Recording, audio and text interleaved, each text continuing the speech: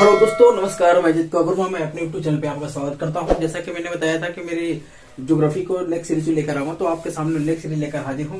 अगर वीडियो पसंद आएगा तो लाइक करेंगे, सब्सक्राइब करेंगे, बेल आइकन जरूर दबाएंगे ताकि आपको सबसे पहले नोटिफिकेशन मिल सके। ठीक है दोस्तों, चलो स्टार्ट करता हूँ। देखिए आज का हमारा टॉपिक है जिसको बोलते हैं फॉल्ट। फॉल्ट का मतलब होता है भ्रंशन। भ्रंशन कहते हैं किसको है दोस्तों, ध्यान रखेंगे दोस्तों कि अगर कोई भी वस्तु को अगर हम बीच से अगर तोड़ते हैं और तोड़ने के बाद यदि बीच में यदि कोई क्रैक आ जाता है तो उसको हम जनरली क्रैक बोल देते हैं।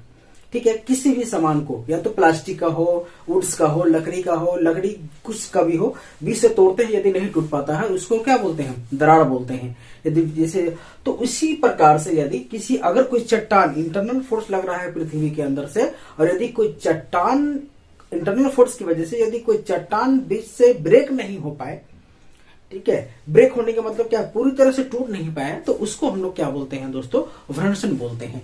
तो कहने का मतलब क्या हुआ, भ्रंशन कहने का मतलब, एक भ्रंशन क्या है, तो भ्रंशन कहने का मतलब क्या होता है कि अगर कोई पहाड़ है, कोई चट्टान है, आपका चट्टान बीच से यदि क्रैक कर जाए तो हम उसी को हम लोग क्या बोलते हैं, भ्रंशन बोलते हैं। तो बहुत से प्रकार के भ्रंशन होती है, लेकिन सबसे पहले हम बता देते हैं आपको। अगर एक जनरली एक बात बताते हैं दोस्तों, जैसे सपोज करते हैं आपका इस तरह से अगर कोई सतह दिया हुआ है, ऊपर मान लेते हैं अलग सतह है, ठीक है, और नीचे अलग अलग सतह है, ठीक है।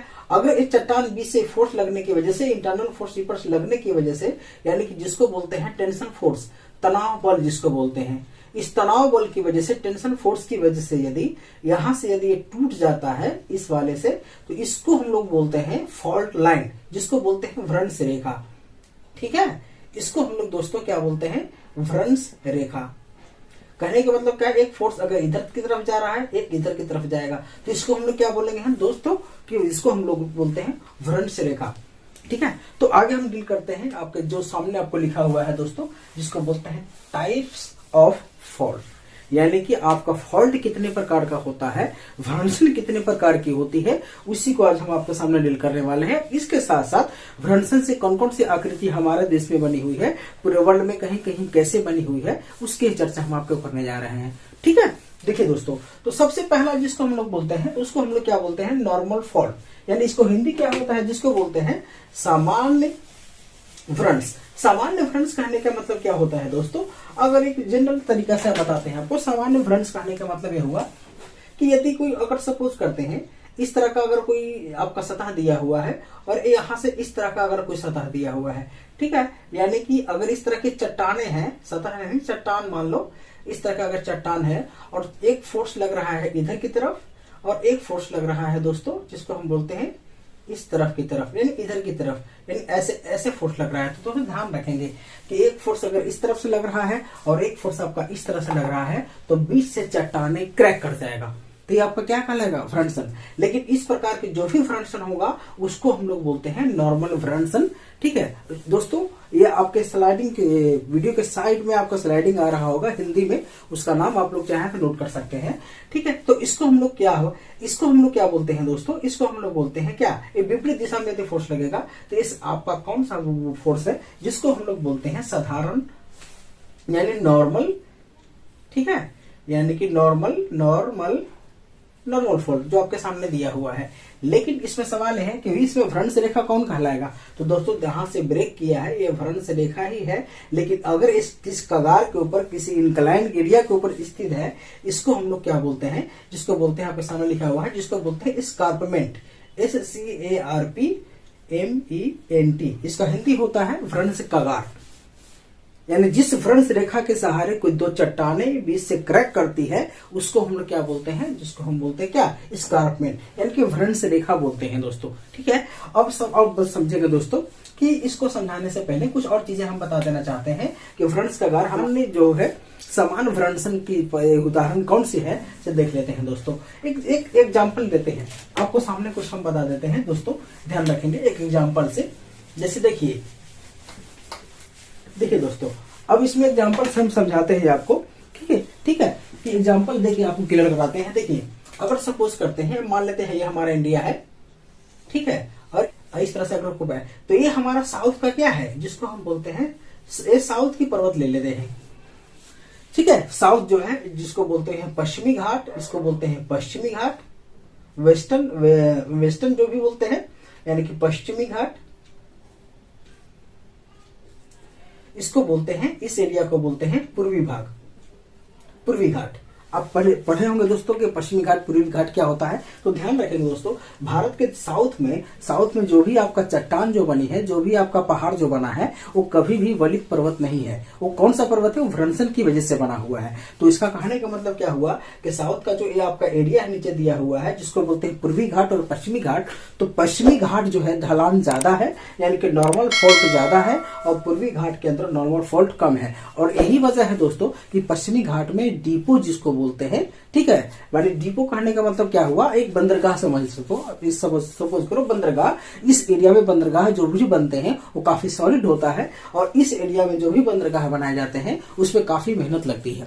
इस एरिया में मेहनत कम लगती है लेकिन टिकाऊ ज्यादा होता है, क्योंकि ये एरिया जो है ये आपका उठा हुआ भाग है, यानी कि आपका कौन भाग किसकी वजह से बना हुआ है? तो जिसको बोलते हैं नॉर्मल फॉल्ट। तो नॉर्मल फॉल्ट कहने का मतलब क्या है? इसके नीचे का जो भी आपका पानी है, यानी समुद्र है, इस समुद्र का जो सतह है वो काफी, ये सतह जो काफी उठ गया है और ये दब गया है। तो उठने और दबने की वजह से, जैसा कि पहले हम बताए थे कि अगर अपोजिट डायरेक्शन में यदि फोर्स लगता है तो विश्व भ्रंशन हो जाती है। भ्रंशन अब तो जिस रेखा, ठीक है, तो इसको, ये आपका एग्जाम्पल हुआ। किसका एग्जाम्पल है दोस्तों? जिसको बोलते हैं नॉर्मल फॉल्ट का एग्जाम्पल है आपका, जिसको बोलते हैं क्या? सामान्य भ्रंशन। ठीक है, अब आगे आते हैं दोस्तों। अब इसके में एक और चीज बता देते हैं आपको दोस्तों। जैसे देखिए, अगर भारत के नक्शा के नहीं, एक रफली तरीके से हम नक्शे की हम बात करें हैं, आपका हिमालय अगर इस तरह से है,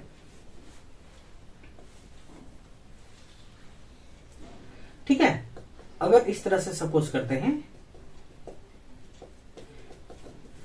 ये आपका हिमालय है, ठीक है, और ये आपका जिसको बोलते हैं विंध्यन पर्वत, जिसकी पिछले क्लास में विंध्यन चट्टानें हम बता चुके हैं, उसी का हम एग्जांपल ले लेते हैं। ये आपका क्या है? विंध्यन पर्वत, ठीक है, सॉरी, ये आपका क्या है? नर्मदा की घाटी। ये क्या है? ताप्ती की घाटी। ये क्या है? सतपुरा की पर्वत, मैंने सतपुरा की जो पर्वत है, आपको एग्जांपल हम बता देते हैं दोस्तों। तो देखिए दोस्तों, कहने का मतलब क्या हुआ? ये जो पर्वत बना है ये ऐसे नहीं होगा, थोड़ा इससे ऐसे इस तरह से है कंप्लीट। तो ये जो है आपका, इसको हम लोग क्या बोलते हैं? एक भ्रंश कगार। ये भी आपका क्या बना दोस्तों? ये भी भ्रंश कगार है। ये भी आपका क्या है? भ्रंश कगार है। ये भी आपका क्या है? भ्रंश कगार है। ये भी आपका क्या है? भ्रंश कगार है। तो देखिए, ध्यान रखेंगे दोस्तों, यहाँ जो भ्रंश कगार है आपका, वो भ्रंश कगार किस रूप में है?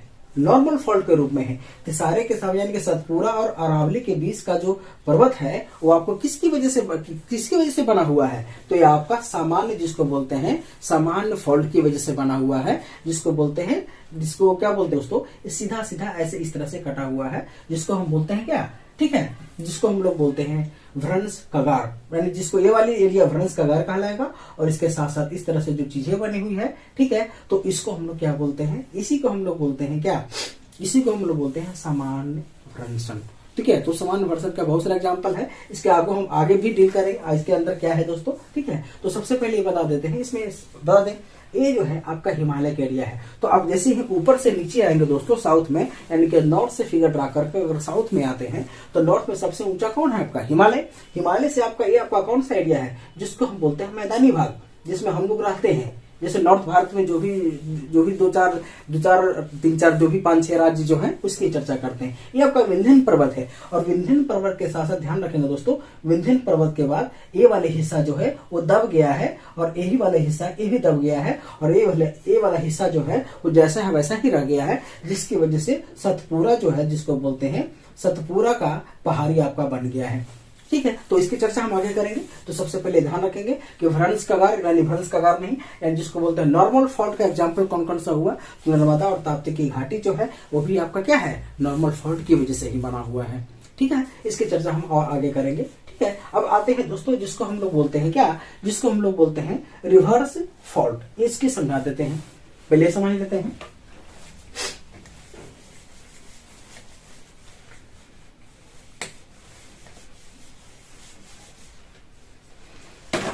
देखिए दोस्तों, रिवर्स फॉल्ट करने का मतलब क्या होता है कि अगर सपोज करते हैं कि चट्टाने हैं, अगर इस तरह से चट्टान आपको दिया हुआ है,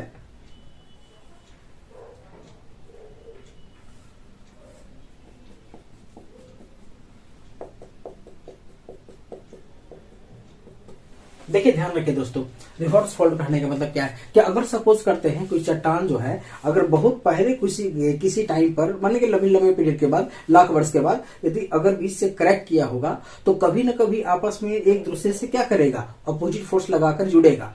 तो ये कहने का मतलब जो पृथ्वी तो घूम रही है, मूवमेंट शुरू हो रहा है, एनर्जी लगती रहती है। तो अगर ये घूमने के दौरान यदि सपोज करते हैं इसके अंदर थोड़ा सा हल्का यदि इसके अंदर दब गया, ठीक है, इस तरह से अगर दब गया यानी भ्रंश का गार जो है थोड़ा सा चढ़ गया और इस साइड में आ गया दोस्तों, हल्का अगर इस साइड में अगर आ जाएगा, जेड के रूप में आ जाता है, ठीक है। तो ये जो ऐसे ऐसे जहां जो भ्रंशन बनेगा, इस भ्रंशन को हम लोग क्या बोलते हैं दोस्तों, जिसको बोलते हैं क्या, रिवर्स फॉल्ट बोलते हैं, ठीक है। रिवर्स फॉल्ट कहने का मतलब क्या होता है कि थोड़ा सा ऐसे मुड़ जाना, यानी कि भ्रंश का गार पैरेलल नॉर्मल के रूप में नहीं होना, ठीक है, ये हल्का सा ऐसे मुड़ जाना, जिसको या तो चढ़ जाना, चट्टानों का एक दूसरे पर हल्का चढ़ जाना, उसको हम लोग बोलते हैं, उस तरह के जो दरार होता है उससे जो भ्रंशन बनता है, उस भ्रंशन को हम लोग क्या बोलते हैं दोस्तों, जिसको हम लोग बोलते हैं क्या, रिवर्स फॉल्ट, जिसको बोलते हैं उत्क्रम भ्रंशन, ठीक है। यानी चट्टाने को जा तो रहा है दूसरे से, ये इधर की तरफ चढ़ जाएगा और ये इधर की तरफ चढ़ जाएगा। इससे पहले वाले में क्या देखा दोस्तों कि ये इधर साइड में जा रहा है और दूसरा इधर साइड में जा रहा है, जिसकी वजह से नॉर्मल फॉल्ट बना। लेकिन इस फॉल्ट में क्या होगा, इस फॉल्ट में क्या होगा कि एक चट्टान इधर की तरफ आएगा और दूसरे चट्टान इधर की तरफ आएगा, जिसकी वजह से एक चट्टान दूसरे चट्टान पे हल्का चढ़ जाएगा और बीच में जो रेखा जो बन जाएगा, बीच में जो दरार बनेगा, उस दरार को हम लोग क्या बोलते हैं दोस्तों, जिसको बोलते हैं रिवर्स फॉल्ट, ठीक है। अब आगे आते हैं तीसरा, तो ओवर टर्न फॉल्ट, इसका मतलब क्या होता है, तो अब आपका जो भ्रंशन बनेगा, अतिक्रमणीय भ्रंशन, ये क्या है, इस कंडीशन में एक दूसरे पर चढ़ेगा, इसमें भी वही फोर्स लगेगा, एक फोर्स इधर से एक फोर्स इधर से, लेकिन इसमें क्या होगा, कुछ ज्यादा ही टर्न कर जाएगा, जिसको बोलते हैं एक्सपेक्टेशन से ज्यादा यदि चढ़ जाता है, इस तरह से अगर चढ़ जाता है, भ्रंश का गार काफी अगर ऐसे आ जाता है, ऐसे फोर्स लग जाता है और फोर्स की वजह से ये भ्रंश का गार काफी अगर ऐसे, यानी कि इसका कहने 30 डिग्री के आसपास या तो उससे हल्का ऊपर आसपास, यानी कि इतनी डिग्री पर अगर आ जाता है, काफी मुड़ जाता है, तो ऐसे ऐसे भ्रंश को हम लोग क्या बोलते हैं, ओवर टर्न फॉल्ट, यानी जिसको बोलते हैं अति उत्क्रमणीय यानी भ्रंशन, ठीक है। अब आगे आते हैं दोस्तों, अब आते हैं सोपानिक में आते हैं, सॉरी, अब तीसरा है जिसको बोलते हैं क्या, स्टेप टाइप फॉल्ट। देखिए दोस्तों, स्टेप टाइप फॉल्ट का मतलब क्या होता है, देखिए स्टेप टाइप फॉल्ट का मतलब ये हुआ, जैसे देखिए दोस्तों इसमें क्या है, स्टेप टाइप फॉल्ट का मतलब अगर ये क्या है, यहां से फॉल्ट बना, एक नॉर्मल फॉल्ट बना, फिर से बना, फिर एक नॉर्मल फॉल्ट बना, इससे बना, फिर एक नॉर्मल फॉल्ट बना, फिर इस तरह बना, फिर एक नॉर्मल फॉल्ट बना, इस तरह से बना, ठीक है दोस्तों। कहने का मतलब क्या है कि अगर नॉर्मल फॉल्ट अगर बहुत जगह अगर इस कंडीशन में पाया जाता है, एक नॉर्मल फॉल्ट बना, ठीक है, फिर एक नॉर्मल फॉल्ट बना, फिर एक नॉर्मल फॉल्ट बना, फिर एक नॉर्मल फॉल्ट बना, ठीक है। यानी कि जो भी आपका समान फॉल्ट यदि सीढ़ीनुमा इस रूप में अगर पाया जाता है, तो इसको हम लोग क्या बोलते हैं, जिसको सोपानिक भ्रंशन बोलते हैं, या तो इंग्लिश में लिखा गया है स्टेप टाइप फॉल्ट बोलते हैं दोस्तों। इस तरह से अगर पाया जाता है तो ठीक है, इस तरह से पाया जाएगा, इसको हम सोपानिक भ्रंशन बोलते हैं। सोपान के रूप में अगर पाया जाता है, मैंने पैटर्न के रूप में पाया जाएगा, मैंने वैसा फॉल्ट जो पैटर्न के रूप में पाया जाता है उसको हम लोग क्या बोलते हैं, सोपानिक फॉल्ट यानी सोपानिक भ्रंशन बोलते हैं। अब आगे आते हैं दोस्तों, देखिए दोस्तों, इसके बाद क्या है, ट्रांसकरेंट फॉल्ट, जिसको बोलते हैं रूपांतरणीय मन भ्रंशन जो बोलते हैं। रूपांतरणीय भ्रंशन कहने का मतलब क्या होता है कि अगर दो चट्टाने यदि अगर सपोज करते, एक छोटा चट्टान है इस तरह से, सॉरी, अगर इस तरह से चट्टान आपको दिया हुआ है और एक बड़ा चट्टान है दोस्तों, ध्यान रखेंगे, एक बड़ा चट्टान है और ये बड़ा चट्टान के एक छोटा चट्टान है, ये दोनों यदि आपस में घर्षण करते हैं और समानांतर एक दूसरे के पैरेलल यदि चलते हैं, एक दूसरे के पैरेलल जा रहे हैं, एक ऊपर की तरफ और एक नीचे की तरफ, अगर कोई एक ऊपर की तरफ जा रहा है और एक नीचे की तरफ चट्टान अगर आ रहा है और काफी घर्षण करते हुए अगर आ रहा है, उस दौरान यदि कोई भ्रंशन बना देता है, उस दौरान यदि कोई बीच में दरार पड़ जाती है, बहुत बड़ा दरार पड़ जाती है, उसको हम लोग क्या बोलते हैं, रूपांतरणीय फॉल्ट, ठीक है।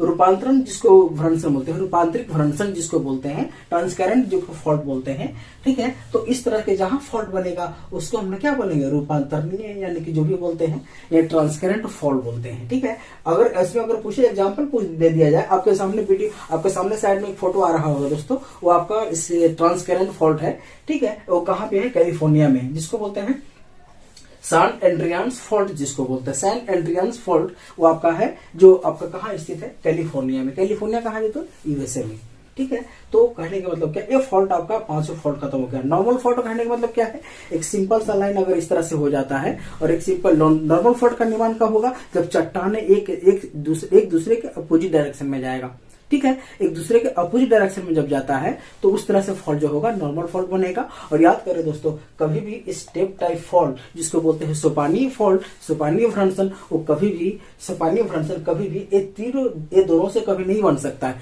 वो जब भी बनेगा तो नॉर्मल फॉल्ट से ही बनता है, ठीक है। नॉर्मल फॉल्ट से ही वो बने दोस्तों। अगर ऐसे ऐसे बनेगा कंप्लीट, ये सोपान नहीं कहलाएगा। यार इसका कहने का मतलब क्या होता है, एग्जाम्पल बता देते हैं कि अगर जैसे रिवर्स में क्या था, रिवर्स में क्या है, चट्टाने ऐसे जा रही है, तो अगर मान लेते दूसरा होगा तो ऐसे होगा, ऐसे होगा, ऐसे हो, तो ये आपका क्या सोपान की तरह नहीं बन पाएगा। तो याद करेंगे, कभी भी रिवर्स या तो ओवर टर्न फॉल्ट की वजह से कभी भी सोपानिक का निर्माण नहीं हो सकता है। सोपानिक फॉल्ट का निर्माण जो कभी तभी हो सकता है, सोपानिक भ्रंशन के निर्माण तभी हो सकता है जब नॉर्मल फॉल्ट एक पैटर्न के रूप में बने। तो एग्जाम्पल अगर पीटी प्रीलिम्स में वगैरह में एग्जाम क्वेश्चन में अगर पूछ देता है, उसके हम ध्यान रखेंगे दोस्तों, फॉल्ट की वजह से कौन कौन से बनेगा, इसकी चर्चा हम कर देते हैं।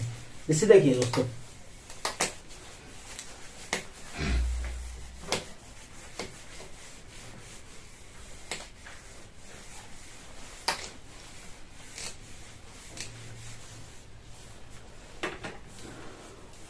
अब इसके बाद क्या है दोस्तों, जिसको बोलते हैं फॉल्टिंग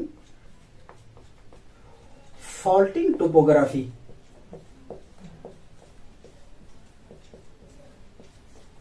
ठीक है। यानी कि भ्रंशन से बनने वाला आकृतियां, ये कितने प्रकार के भ्रंशन से आकृति बनेगी, तो याद रखेंगे दोस्तों, भ्रंशन से जो आकृति बनेगी वो 4 प्रकार से बनेगी। जैसे देखिए 4 प्रकार के बनेगी। देखो 4 प्रकार की कौन कौन सी बनेगी, तो सबसे पहला आपका बनेगा जिसको हम लोग बोलते हैं, ठीक है, हॉस्ट, HORST, हॉस्ट बनेगा। दूसरा बनेगा जिसको हम लोग बोलते हैं ब्लॉक माउंटेन।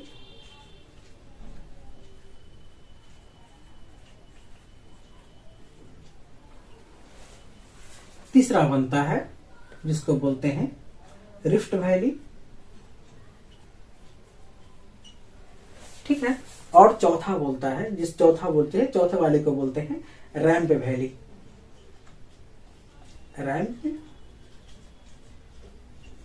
देखिए दोस्तों, इसका कहने का मतलब क्या होता है कि अगर प्रकार की टोपोग्राफी बनेगी, ध्यान रखें दोस्तों, तो फॉल्ट से 4 प्रकार की टोपोग्राफी बनेगी दोस्तों। अब ये चारों प्रकार की टोपोग्राफी क्या है, इसको एक सिंपल एक लैंग्वेज से हम समझा देते हैं दोस्तों। कहने का मतलब ये है कि अगर इस तरह से हम कोई फिगर लेते हैं, इस तरह से अगर कोई फिगर ले लेते हैं, और इस तरह से फिगर लेने के बाद ध्यान रखिएगा दोस्तों, तो ऊपर का कुछ और रहेगा, अलग इस तरह से रहेगा, नीचे का कुछ और ले लेते हैं, अलग है, ठीक है। देखिए दोस्तों, कहने का मतलब क्या है, अगर इसको हम 20 से एक भ्रंशन लाइन ले लेते हैं और भ्रंश रेखा ले लेते हैं, ठीक है, और भ्रंश रेखा लेने के बाद इसको मान लेते हैं ये आपका ए है, ये बी है, ठीक है, और एक और लाइन ले लेते हैं, इसको बोलते हैं ये वाला एरिया जो है यहाँ से यहाँ का एरिया, इसको हम मान लेते, इसको बी मान लेते हैं, या तो कुछ भी मान लेते हैं, XYZ कुछ भी, इसको सी ले लेते हैं। देखिए दोस्तों, कहने का मतलब क्या है कि फॉल्टिंग टोपोग्राफी का निर्माण कैसे होता है, तो ध्यान रखेंगे, फॉल्टिंग टोपोग्राफी का निर्माण अगर एग्जाम में तो खैर पूछ, भ्रंश की वजह से बनने वाली भू आकृति कहते किसको है, तो भ्रंश से याद रखिएगा दोस्तों कि भ्रंश से बनने वाली भू आकृति तभी बन सकता है कि जब 2 भ्रंश रेखा आपस में काम कर रही हो एक साथ। एक भ्रंश रेखा से कभी भी भ्रंशन नहीं बन सकता है, जब भी बनेगा एक भ्रंश रेखा से कभी भी भ्रंशन आकृति नहीं बनती है दोस्तों। जब भी बनती है तो 2 रेखा का होना जरूरी है। 2 रेखा जहां पे एक दूसरे से आपस में करेगी। इसका कहने का मतलब क्या हुआ कि अलग अलग प्रकार के चट्टान है, A, B और C, ठीक है। A, B, C कहने, अब इसमें से क्या हुआ दोस्तों, ये वाला टूटकर या तो ऊपर चला गया, या तो ए वाला टूटकर नीचे आ गया, या तो ए वाला ऊपर आ गया। इसका कहने का मतलब 3 डायरेक्शन से काम करेगा। तो यहाँ पे कितने लाइन है, ये भ्रंशन रेखा 2 है ना दोस्तों, ठीक है, ए वाली ठीक है, और ए वाली। तो याद रखिएगा, जब भी आपका फॉल्टिंग टोपोग्राफी बनेगा तो कम से कम मिनिमम दो जब तक दो टोपोग्राफी, दो आपका भ्रंशन लाइन नहीं है, फॉल्टिंग लाइन दो नहीं है, बिना दो का कभी भी भ्रंशन से बनी जो भूमि की आकृति है वो कभी नहीं बनेगा। जैसे कि आपके सामने ध्यान रखें दोस्तों, इसका अगर ऐसा दिया हुआ है तो कितनी कंडीशन हो सकती है, याद रखिएगा कितनी कंडीशन हो सकती है, ये तीनों का कंडीशन हो सकती है। कितने कंडीशन हो सकता है, तो आप खुद सोच सकते हैं दोस्तों कि अगर इस तरह का हम अगर कोई भी अगर इस तरह से ले लेते हैं कोई भी, और यहाँ पे तीन अगर कोई चट्टान है, ये अलग अलग प्रकार के चट्टान है, ठीक है, इससे अगर सपोज करते हैं यहाँ से ए है, ये बी है और ये सी है, अगर सपोज करते हैं ए है, यहाँ पे क्या है, ए बी है और यहाँ पे सी है, और ये आपका फॉल्टिंग लाइन है, ये भी आपका क्या है, फॉल्ट लाइन है। कौन सा फॉल्ट लाइन, नॉर्मल या तो कुछ भी, अगर फॉल्ट लाइन आपको दिया हुआ है तो इस कंडीशन में सपोज करते हैं दोस्तों क्या क्या चीजें संभव है, 4 चीजें संभव है।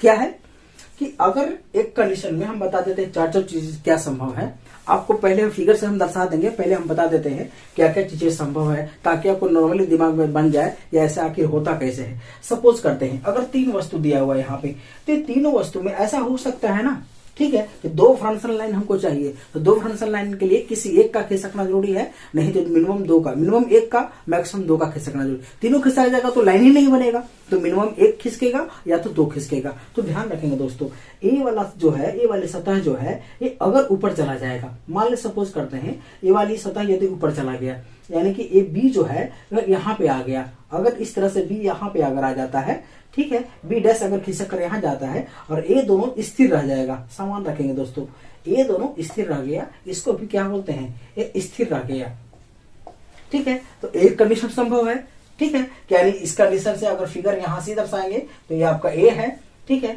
यहाँ से ए है, अगर यहाँ से इसको हम दर्शाएंगे, ये आपका कौन सा था, ये आपका सी है, और बी कहाँ चला गया दोस्तों, इसी के सहारे बी जो है वो ऊपर की तरफ चला गया, यानी ऊपर इसका क्या हो गया, उत्थान हो गया। एक ये संभव है। दूसरा ये संभव है कि अगर यह यहीं पे स्थित हो और इसके अंदर धसान हो जाए, यानी ये दोनों सही हो, ध्यान रखिएगा दोस्तों कि ये दोनों के दोनों आपस में क्या हो, सही हो।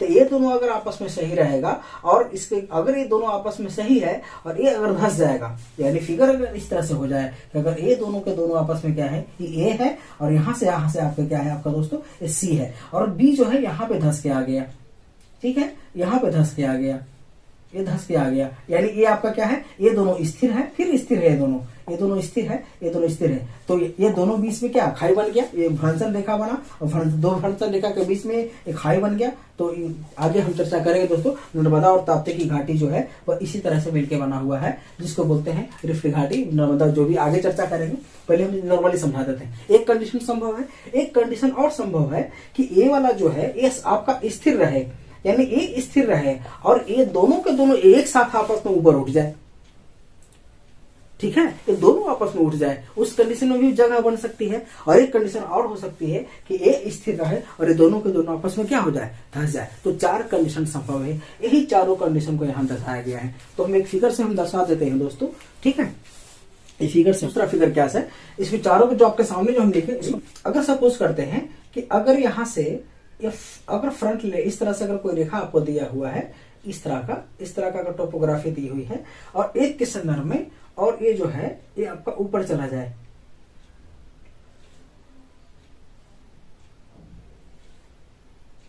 ध्यान रखेंगे दोस्तों,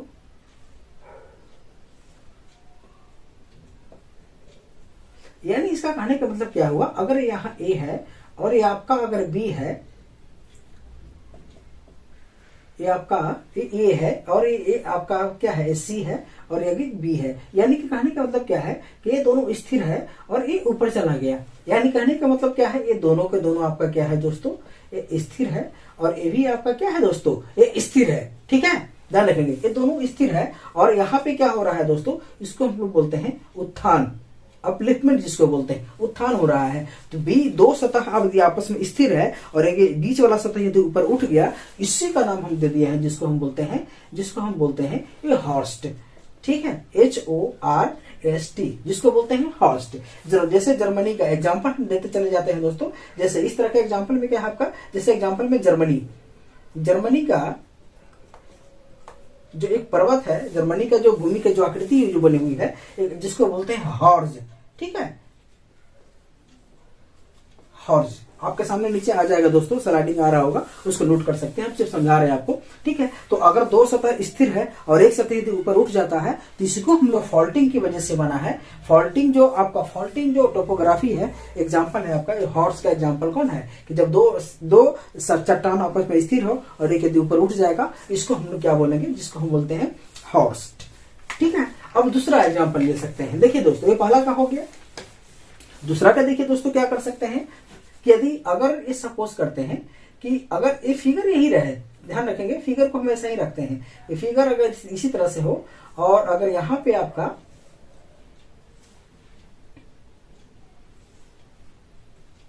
फिगर सेम रखते हैं और बस डायरेक्शन खाली चेंज करेंगे दोस्तों, ध्यान रखेंगे फिगर को सेम रखते हैं। अगर इस तरह से हम रखते हैं, अगर इस तरह से टोपोग्राफी अगर इस तरह से करके दिया हुआ है आपका, ठीक है, और यहाँ पे आपको दिया हुआ है, लेकिन एक कंडीशन जो है, एक कंडीशन क्या हुआ इस कंडीशन में कि एक दोनों जो है ये आपस में धंस गया है, ये दोनों आपस में क्या है, धंसा हुआ है। यानी ये है आपका, ये आपका बी है और ये क्या है, ये सी है, ये आपका स्थिर है। ध्यान रखिएगा दोस्तों, इस कंडीशन में क्या हुआ कि ये दोनों आपस में क्या है, ये दोनों के दोनों आपस में धंस गया है। यानी ये दोनों तीन चट्टाने जो थी, तीनों चट्टानों की वजह से इसमें से दो जगह की चट्टाने क्या है, आपस में धंस गई एक साथ, और जो है एक जगह जो है वो अपने स्थिर रह गई। तो इसको हम लोग क्या बोलते हैं, इसी को हम लोग बोलते हैं, ये आपका है जिसको हम बोलते हैं ब्लॉक माउंटेन। ठीक है दोस्तों, ध्यान रखेंगे। अगर भारत में मानते हैं तो भारत का जो सतपुरा है आपका, सतपुरा, ठीक है, सतपुरा की जो पर्वत है वो आपका क्या है, ब्लॉक माउंटेन है। इसके साथ साथ आपका दूसरा हम देखते हैं, ब्लैक फॉरेस्ट नाम सुने होंगे दोस्तों।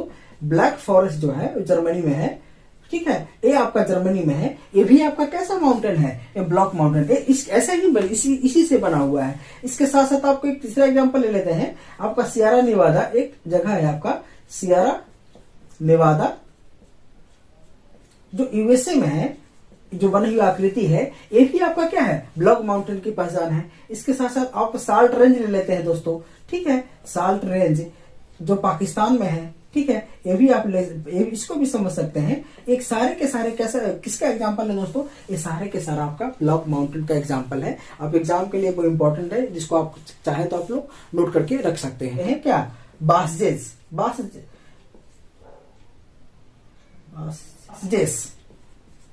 ठीक है दोस्तों, ये बासजेस कहाँ है, ये आपका यूरोप का है।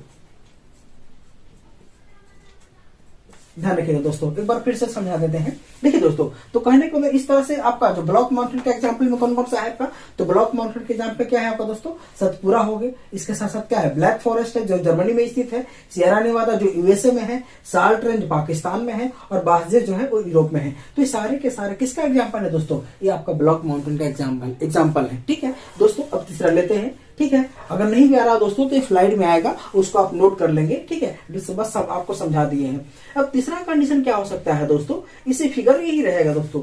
फिगर को हम क्या करेंगे, इसमें हम क्या करेंगे, ये दो तो समझा दिया आपका दोस्तों। रिफ्ट घाटी कैसे बना होगा दोस्तों, तो ध्यान रखेंगे दोस्तों कि रिफ्ट घाटी कहने का मतलब क्या है कि अगर इस तरह से आपको दिया हुआ है, ये तो उत्थान की वजह से जो बना दिया, अब धसान की वजह से देख लो दोस्तों कि अगर ये क्या है, ये इस तरह से यहाँ रहे कि ये दोनों के दोनों आपस में स्थिर हो। अगर ये सपोज करते हैं, ये आपका ए है, ठीक है, ये आपका बी है, और ए वाला एरिया जो है, जो सी, जो काफी नीचे दब गया, धसान हो गया इसके अंदर, ठीक है, यानी ये एरिया जो है ये आपका दब गया, जिसको बोलते हैं क्या है, ये बी है। तो यहाँ पे क्या हो गया दोस्तों, ये आपका धनसान हो गया,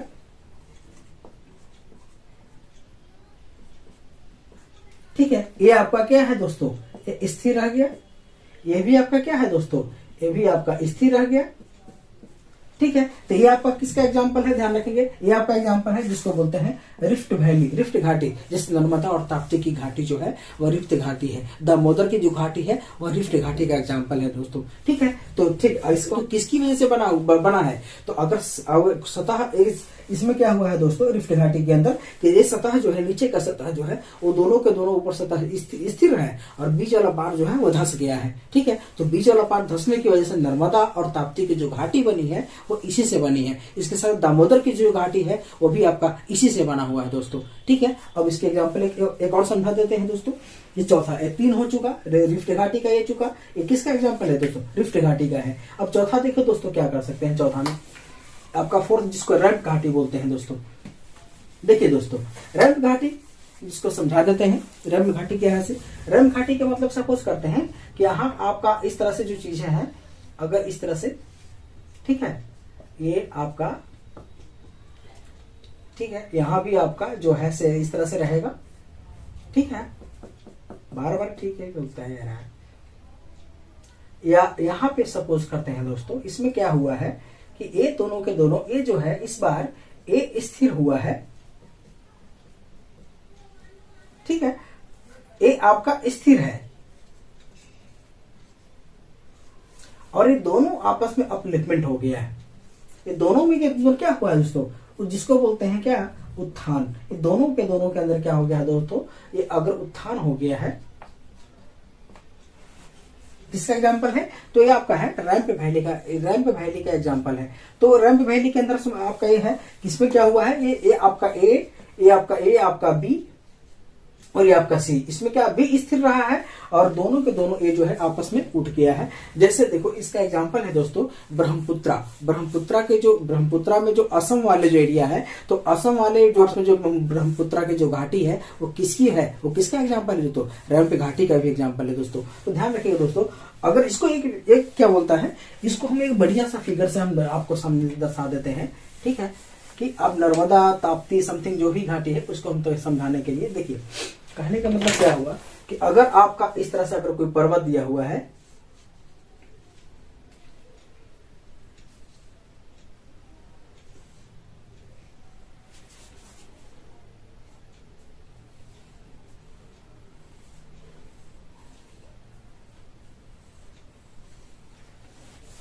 देखिए दोस्तों, ये आपका पर्वत है, जैसे हिमालय मान लेते हैं। ये आपका क्या है, आपका मैदानी भाग है।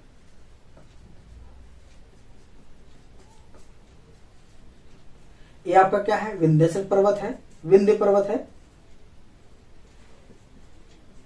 ये आपका क्या है, नर्मदा है।